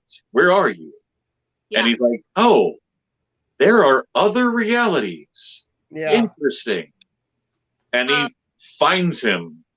I liked the thing of, I liked Hawkeye in this. I liked the him and Natasha switching roles. The reverse Endgame. Yeah. And the Clint's sacrifice in this was a good arc. Yeah, but the fact that he is to the point where it's just him and Natasha fighting, like there's no other humans that they know of like that exist in their world anymore. He's just like, I got nothing left to fight for. Yeah, and he's just like, I'm done. He's like, my family's dead. I'm tired. Yeah, I'm tired. And what's the deal with the robot arm? Oh yeah, he's got a Winter Soldier arm. That's kind of like the Winter Soldier. That's kind of like a kickback to Old Man Logan. He had one in Old Man Logan. Yeah. But he was blind in Old Man Logan. Right. Yeah. So, but I felt that was kind of like a nod, which it was okay. But I do like that it came down to them and him just like she sacrificed herself, but he sacrificed himself. But at the same time, it was this like I just I don't have it in me to fight anymore. And it was a very human moment. Yeah. Like just this like, I'm sorry, Natasha. You got to go without me. Yeah. And that was a beautiful moment. I really enjoyed that. Because I just felt like you can feel his anguish and like in his pain, and yet at the same time you just feel like this person who just keeps fighting and fighting and fighting until he's just I don't have any more. I just don't have any more. The tank is empty. Yep. Yeah. Well, the interesting thing is the two people that are left are the least powerful Avengers. Yes. Right. So that's what was really fascinating with it is these two, because they know how to get around things and use their intelligence to do things, were able to survive, where the rest of everybody of powers is now gone. Well, and I also think it shows something, because if you have those powers, no matter who it is, no matter which superhero you're talking about, there's a little arrogance to them. There's this little like, I can fight. Natasha, it's also a nice callback to Age of Ultron with Hawkeye saying like, there's robots attacking whatever, and I have a bow and arrow. None of this makes sense. Right. So, and now he's there with the only other person who's not a superhero. Right. And I think it shows that the resilience. I think it showed the resilience of the human race. It does. Yeah, and that we don't have to have superpowers. I liked that. But it also showed that sometimes people are just tired, and that was that's fair. Yeah. That was a good like people have the ability to fight to the end, but sometimes the tank just runs dry. Yeah. And that was a very deep moment in like this, and it was one of those moments where it was like we just got off of a Party Thor, like fun, and then you have this relationship between Clint and Natasha, which is still the same relationship we know, except it's in reverse, and it was just if he had fought longer, like if Thanos had wiped out everybody like he did, and they didn't have a plan, where would he have ended up? And he would have ended up getting tired and everything. He was doing revenge and everything, but he got to a point where it was just, I'm tired. And I don't know. It was just one of those moments where it was human emotion that was really beautifully done. So I guess he had robot voice again. Again, yeah. We should all seem like robots when he comes back. That's so mean. Exactly.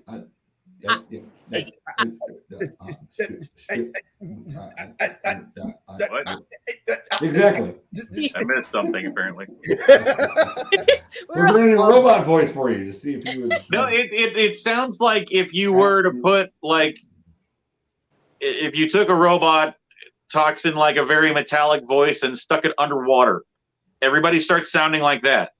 It's not like choppy. It's just very garbled and weird. It's metallic sounding. I don't know how else to put it. But it becomes where I can't understand what anybody's saying, and but all I have to do is just go out and come right back in, and it's fine.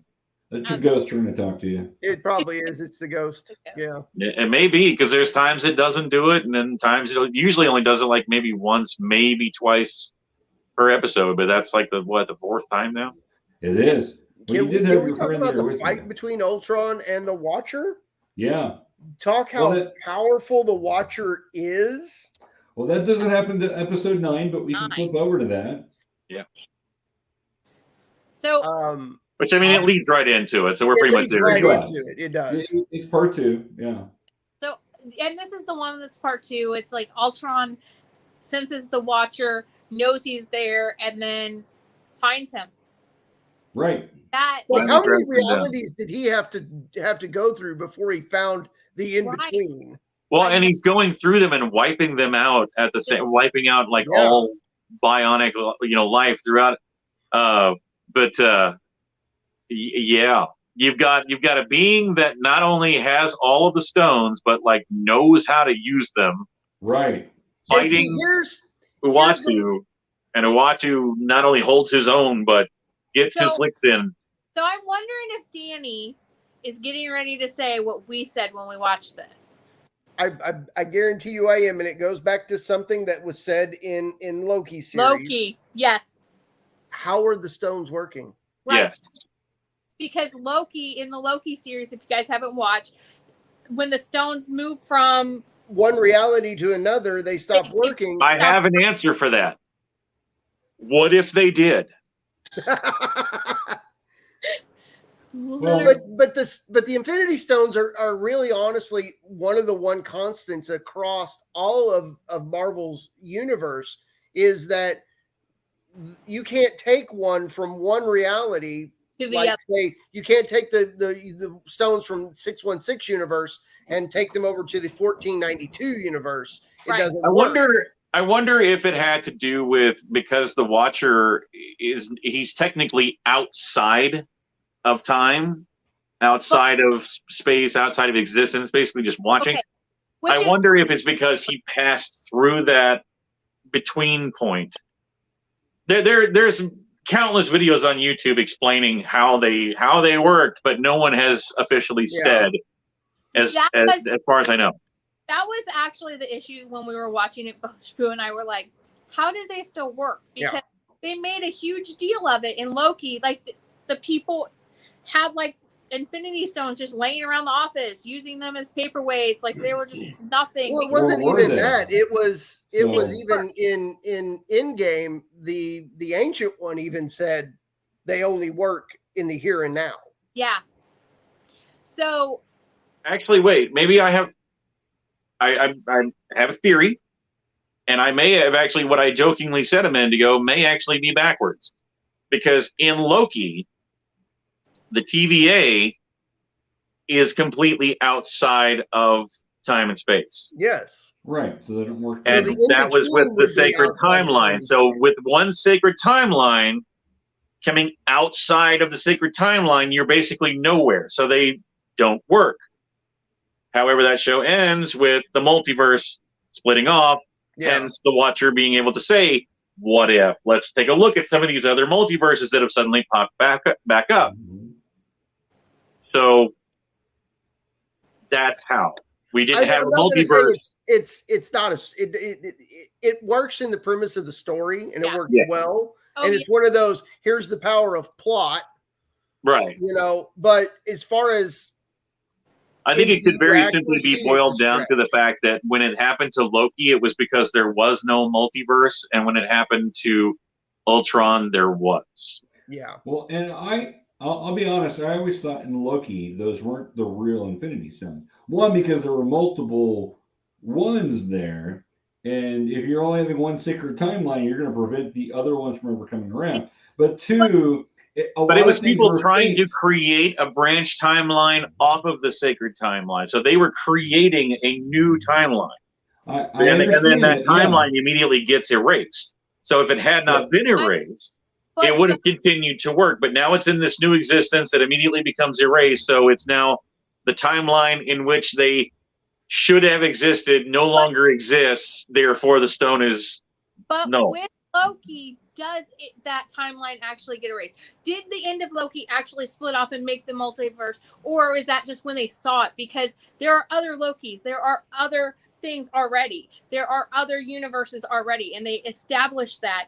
But they established that there were variants that had been caught, and they didn't go very far before they were basically sent to what is it? Yeah, they show that there is just one grand timeline. Yeah. And that every time someone tries to create a branch, they cut that branch. So we know in that series, everybody's being lied to constantly. Yes. Oh, yeah. Oh, yeah. So saying that these are the Infinity Stones doesn't make them the Infinity Stones. It means you think it is. It very well could Just like I've got this catalog that I'm looking at. Oh, well, I just picked this up because it's quaint. And then you find out, well, no, that's from your existence. So just because they were told they were Infinity Stones doesn't mean that's what they are. He still needs his Wave Runner. He needs his Sea-Doo. Right. He still needs a Sea-Doo, exactly. So that was my thought when I saw the ending of Loki. I thought everything has been a lie to get you here.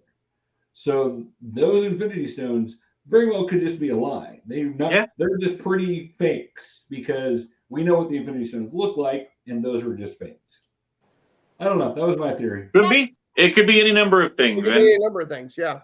I guarantee if you were to ask Kevin Feige about it, he would basically just say, don't worry about it. We'll explain it maybe someday.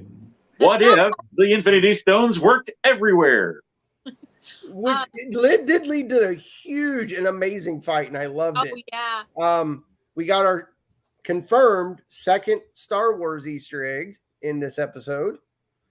They go through a lava planet with a particular black obelisk. They also go through Felucia. Yeah, they do go through Felucia. Yeah. Mm-hmm. 2 different Star Wars planets. 2 Star Wars planets. Yep. We got Mustafar and Felucia. So I like how they're kind of just, we own all these properties. What if they existed in the same universe? I mean, it worked though. It was a beautiful fight. It was like, I loved the shattering of the glass every time they went to a different, like, you could see this breaking of this barrier and all of that. I thought that was really cool. And then I love that he assembles who he assembles, and the Guardians of the Multiverse. Now there is one member of the Guardians of the Multiverse who didn't get their own episode in this season, and that was Gamora and Tony Stark. Tony Stark. So you've got Gamora basically wearing a variation of her armor from Infinity War, and it looks like she has like incorporated parts of Thanos' armor. She also has his helicopter blade. Yeah. She is with Tony Stark, who's in a version of the Hulkbuster that has like writing on it from Sakaar. And they were around Nidavellir. Yeah. Nidavellir with Eitri, who still has his hands, destroying the Infinity Gauntlet. Yes. This was an episode that was supposed to have been in this season, but because of COVID, it had to be pushed back. So they're going to just put it into season 2. So we will actually get that story where apparently Gamora and Tony Stark both fought in the gladiator pits in Sakaar for the Grandmaster, which that's going to be very interesting. That'd be very interesting, yeah. Anyway. He even says survivor of Sakaar. So I don't know if Sakaar gets wiped out. I don't know. We'll have to see. How did you guys feel with the galactic munching Ultron? Where he literally chewed down on a galaxy. Yes, that was really Easter egg. Has to be Easter egg. It's got to be an Easter egg. Well, it was a very almost Galactus sort of look to it. That's what he's saying. Yeah. Yeah, it was. So it most definitely was. I was disappointed we did not get any Fantastic Four or X-Men. Just I was waiting for some kind of a cameo to show up in one of these episodes. Yeah, but I'm actually glad we didn't get anything because I don't think we're quite at that stage yet where with Kang being a Fantastic Four villain. Yeah. I think them showing up in the Kang, some aspect with the Avengers coming together to fight Kang, they're going to have to ring up the Baxter Building, and that's if anything, if they're going to be introduced in another movie, it will most likely be in Ant-Man 3. Just because that's the first confirmed Kang movie that we're getting. Right. And I hope they don't do what Marvel has done in every villain movie so far, where they kill the villain off. Right. Kang deserves to be around for several. Which, go back on the channel and you'll see an episode that I put out like right after Endgame came out that I said the only logical choice for Marvel to do next was Kang the Conqueror. We did talk about that, didn't we? Mm. So, well, and if it's like Thanos, he'll be around for a while. Just kind of. Well, and what's great is you can kill him off, and you can have him be in the next movie anyway, and then kill him off again. Have him be in the next movie, kill him off again. Right. Because there are so many endless versions of Kang out there. I mean, there's the Council of Kangs. Yeah, you are right. There are the Council of Kangs. And unlimited numbers of Kangs, and they're all working together. Right, and Loki set or not all of them, but a lot of them. Loki set that up to the he's like, I go by many names and all of that, and that was just a great setup for you. You don't know which version of me you're gonna get. Yeah, there's times I'll be a good guy. There's times I'll be an evil guy. There's times that I will be a world-conquering tyrant. Yeah, which is just beautiful. I mean, I liked it. This team that they put together was just so fun. Like even Party Thor had his. Party Thor stole the fight. He was obnoxiously loud. He was the drunk frat boy who thought he could do it all. Right. Well, I love the time that he throws the hammer, and then Doctor Strange uses his multiplication spell or whatever, turns into like a ton of hammers that all pound into Ultron at the same time. But I just get this plan together. They had this plan, and as soon as he shows up, Thor's like, "What plan?" I told you I tracked attention, unwanted attention. Yeah. Yes, like they're like celebrating. They're like, we're gonna just drink and have fun tonight, and then we'll figure out. And like, nope. Drink before we die. It was really good. As much as this was a let's beat Ultron story, this was a really good redemption arc for Strange. Yes. Yes. And it kind of gets pushed to the background a little bit with the excitement of the fight, but this is very much a redemption story for Strange. Yeah. From episode 3 Evil Strange. Yeah. He knows what he did was wrong, and one of the most awesome moments of it. I forget like what created, but like basically there is Ultron makes this just giant explosion, whatever. And much like he had done with many countless magical creatures, he just sucks in the explosion and just eats it, basically. Yeah. Right. Was like, oh dear God, he's I mean, if anything shows how powerful he is, that did. Well, that in the fact that he brings, Wanda there. He opens the portal to the zombie version. Oh, I'm gonna bring some friends. Right. Yeah. hundreds of zombies just fall on Ultron. And he's like, "You really thought that would stop me?" He's like, "No, not really. But that one might." and just that, but the fact that he has Vision's body. Yeah. Oh, send her over the edge. Oh my God.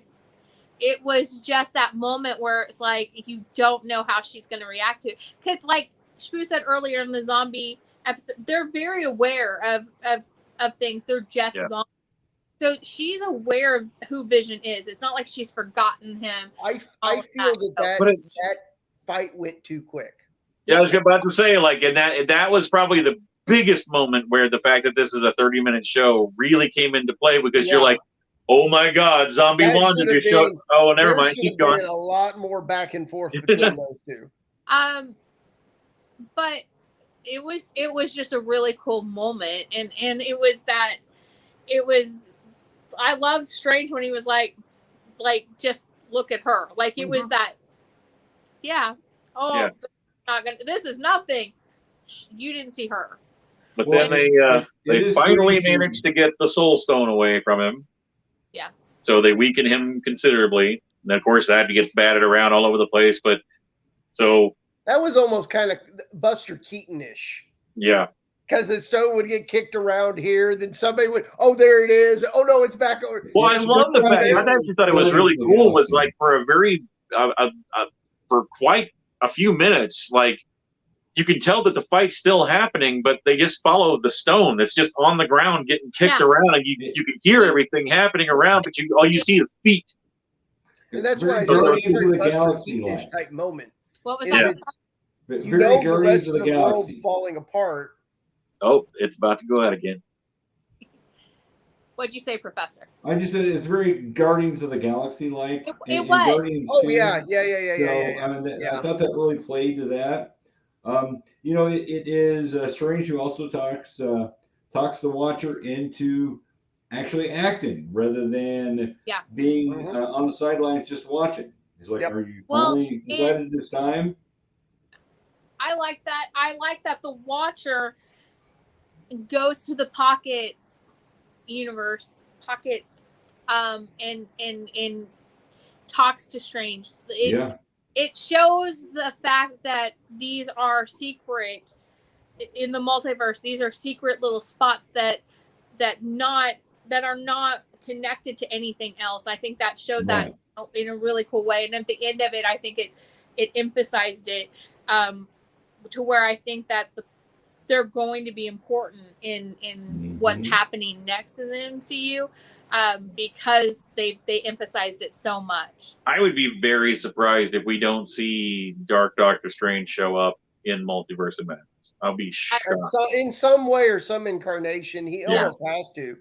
And with the Watcher, honestly, with the Watcher putting Natasha back in, could we get? I'm very surprised. I was died in her movie, but. I was very much waiting for them to put her back in the MCU proper, just so she would just show back up in the next movie. Yeah. I liked how he was. Uatu was very much. You have to go back to this. You can't. I can't just put you somewhere. Right. Yeah. You're needed where you're at.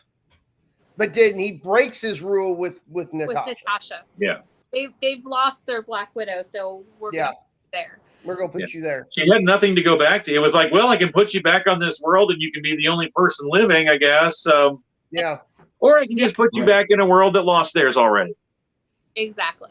And I like Nick Fury there. You're not my Natasha. Right. Yeah. But yes, in the end, Killmonger actually. So they get the virus, the Arnim Zola virus, into Ultron, but then Arnim Zola decides, you know what? I like this. I think I'm going to take over.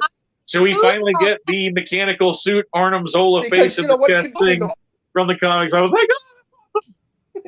We finally got it. That wasn't a shocker at all. Like, oh, he's going to be a good guy. No, he's not going to be a good guy. No. But then you get Arnim Zola versus Killmonger, who gets his hands on the stones. Yeah. Which turns out what? That was a good twist. That was a good. Well, what I thought was the good twist was the fact that like not only does he get his hands on it, but then you find out from like they look over to watch you, and it was like, you knew this was going to happen all along, didn't you? Yeah. He looks over at Strange. He's like, all right, it's time. Yeah. Back to the Pocket Universe, and now Arnim Zola, Ultron, and Infinity Stone Killmonger can just battle it out forever inside their own little Pocket Universe. It's like a little snow globe. It is, exactly. Shake it up and then, help me! Don't break it, though.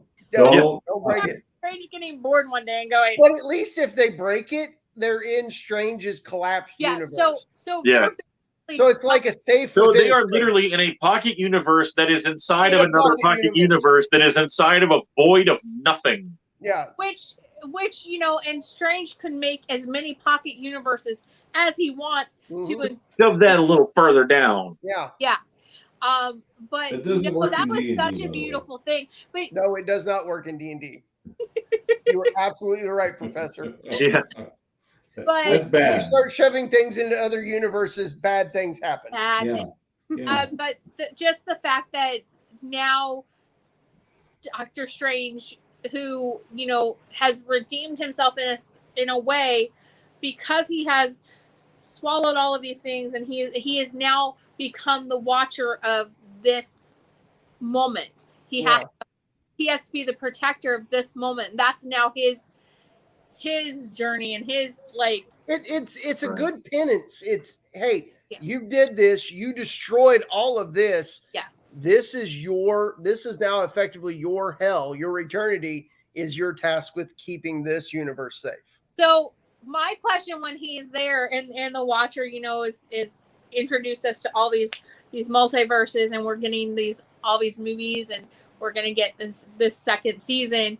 How many of those is Doctor Strange going to end up with? I don't know. That's a good question. How many of is he just one day just going to be sitting there with thousands of these moments just captured in? This is my 62 vintage. Yes. Yeah. He becomes a collector. Well, I would say call me the Collector, but we already got a guy called that, so just he becomes a collector. Now, do you want to really see a good one? Here is my 48 that's actually signed. Yeah. But it leaves that open to where anytime they have these moments that are so detrimental to whichever universe they're in, if they can get the Doctor Strange in that universe to create that, they can then ship it off. They can ship it off. They can ship now you gotta have that insured, and we'll FedEx. Brought you another one. Got your universe delivery. Right. That's Amazon Prime, by the way. I really just want them to just show Doctor Strange in his Pocket Universe with not another one. Thousands of them all around, and until he decides to start eating them. Yeah. Right. At some point, all you see is his hand sticking above this bubble of bubble. He would be help me. Oh yeah, and Professor said, then he'll just start eating them. No. Well, he's crazy. Last thing we need is that Strange having the Infinity Stones. That's what I'm saying. Yeah. There you go. I mean, eventually, yes. Right now, he's remorseful for what he did. If it does it again, I'm not coming back. I'm just saying. If it does it again, just go sit on the couch with AJ. That's what I planned on doing. But at this moment, he's remorseful for what he did, and he's okay with his penance. He's okay with being there with this. But if he's already mad and he already has all this power, how long is he going to be happy contained in this Pocket Universe, watching this other Pocket Universe? And that just to me is a fascinating possibility. So no, it definitely, it's he accepts his fate, but there's for now. Well, for now, yeah. Fate's DC. Sorry. But yeah, no.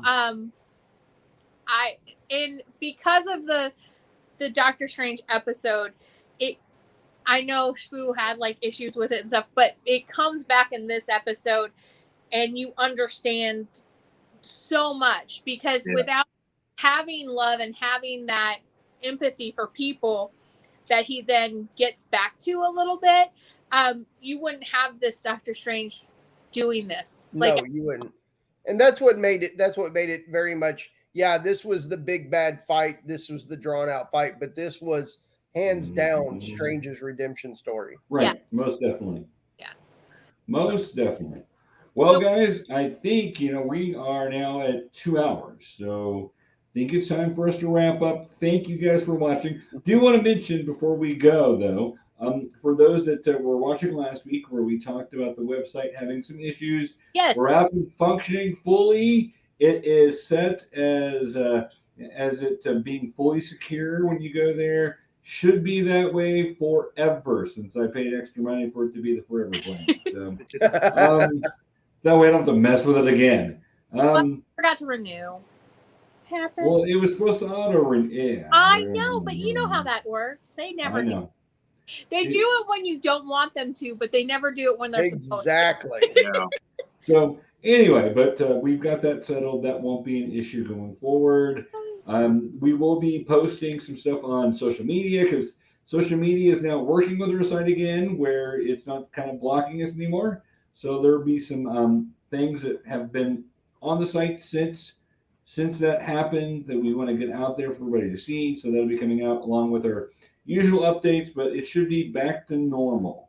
Talking about normal, or are you watching the ghosts again there, Shpoo? No, I was just zoning out. Okay, all right. All right, whatever. Well, guys, as always, we always like to leave by giving some shout outs to our friends. I'm going to try to do this as quick as possible. Again. Rapid fire. We have the Ozpod Girls. Now that's going to be on Facebook Thursday night, 6 p.m. Go give them a like. They're very fun and entertaining, and they're very nerdy girls. So if you want to hear more like what we do, but in a unique twist, go check them out. We have our Nerd Informant friends, Tim and Josh, over at Nerd Informants on YouTube and Facebook. They have some amazing content. They do all kinds of movie reviews. They have giveaways. You can win tickets to go see movies and everything. They're such great guys. Be sure to check them out. And when you're on these sites and on these pages, be sure to hit like, subscribe, share, comment. Let us know what you think of what we're doing. They also have a page on Facebook for you, for anyone who wants to post any geeky stuff, and it is the Nerd Informants Beyond page. So go join that page, check it out, and then you guys can post whatever you would like to talk about, and memes and all kinds of fun things. We have Keith and Gary over at Pop Culture Minefield. They know everyone, and they give you such amazing content and amazing interviews and all kinds of things. They know things before anybody else does, and that is Pop Culture Minefield on YouTube. Keith from Pop Culture Minefield has his own show, and it's called Keith Chimes In, and that's on the Fat Steven Seagal show on YouTube as well, and that is Mondays at 3 p.m. He's been talking about Babylon 5 since he started the show. I'm pretty sure Can he do karate? Can he do right? Fat Steven Seagal can, yes. You can't use that word without knowing if you can do karate. Fat Steven Seagal can do karate, but it's Aikido. But go check that out as well. Be sure to give them a like and subscribe and all of that. And then we have the Skallywag over at Skallywag Productions on YouTube, Instagram, Facebook, Twitter. He's everywhere. He's everywhere. He is. We've been talking seriously about doing more videos. We have plans. So within the next month, within the next 1 to 2, 3 at most weeks, we will have something back out, and that will begin with an update on all the heart stuff. So, in case you're not aware, about 6 months ago now, I guess, this whole heart thing started up, kind of put me on a hiatus, and it's lasted a lot longer than we anticipated it to. And there has recently been some pretty big updates. Thursday, actually, hopefully there will be some more big updates. So, yeah, I'll update on what has happened since the last video, and then kind of get back into somewhat of a regular routine. And you'll have stuff with me, you'll have stuff with me and her, and then stuff with me and this guy. What? I think my finger's in your ear right now. It's like you just reached over and grabbed his head. Yeah, but smack on the back of it. High five. Check them out. Be sure when you're Oh, on. wait. Oh, look, they're holding. Yay! But until the new videos come out, be sure to check out the old videos because I'll tell you what, they have some amazing things. There's years and years of videos that Skallywag has put out, and Dee and Shpoo have the show, which they did for. Did anybody else see that? I saw something, but I couldn't. There is like a white. I didn't see it in person, but I saw it on the thing. Yeah, There's like a thing that keeps flying in front of me. Yeah. There is not a bug in here as far as I can tell. And if there is, it flew between me and the phone, which is literally about this far away from my face. And well, there is a bug in Professor's room. I can. Okay, maybe I saw that. Maybe I saw that, and it looked like it was on mine. Okay. Oh, there was one. Sorry. But and then we have my chopsticks. We have our website. That is GeekyKOOL.com. Shpoo, do your head on over to www.GeekyKOOL.com, your one-stop shop for all things nerd. And that's, you guys, seriously, we're on Facebook, YouTube. You're watching us on one of those. Be sure to hit like, subscribe, share. We have amazing contributors, and we team up with people all the time. Everyone we just talked about has either been on the show or we've done something with them. And if you want to be a contributor and want to write for us, let us know. We are always looking for people to write for the website or do videos like this. You can join us anytime. It's funny because AJ, your voice and video aren't quite synced up. Yours has been like that for There's like a slight delay. Yeah. So I feel like I'm watching Squid Game again for the third time. I just started. Did you like it? Because I couldn't get into it. I couldn't get into it. First 2 episodes, a little slow. If you can get through the first 2 episodes, it really takes off. And then you don't even pay attention to the dubbing. Yeah. First episode, you're just like, oh, okay. But yeah, that's a good show. Not for kids. Not for kids. Most definitely. Lex loves it. Lex loves it, but our kids. Yeah, well, you know. I'm just talking about Professor's kids. They are very particular in what they like. My daughter. He was like, "Is it scary?" I'm like, "It's not scary. It's just incredibly violent." She's like, "I want to see it." Well, she is your kid. Yeah, exactly. Okay, guys. Well, thank you all for joining us. We will see you next time. Yep. Stay geeky, everybody. We'll talk to you later.